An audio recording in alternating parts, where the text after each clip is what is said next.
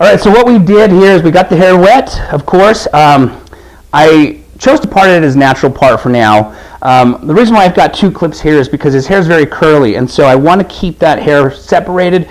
If I just pushed it away with the comb, kind of combed it this way, that way, throughout the haircut, his hair is going to kind of shrink back into the curly texture that it is, kind of eliminating this nice clean part. This is his natural part right there.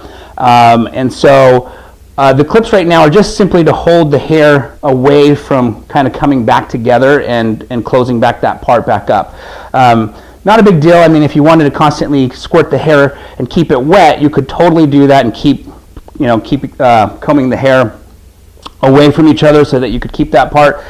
But one of the things that I want to keep in mind as I do this haircut is I had talked about possibly doing a hard part, and so that's why I want to keep it there until we get to that point where I decide if we're going to do a hard part or not do a hard part.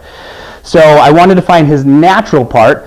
The easiest way to do that is obviously when his hair is wet. Once the hair dries, and especially with curly hair, you oftentimes can't even find the part. So while the hair was wet, I combed through it, kind of just pushed the hair. It naturally parted by itself, and then I just combed it away and clipped it.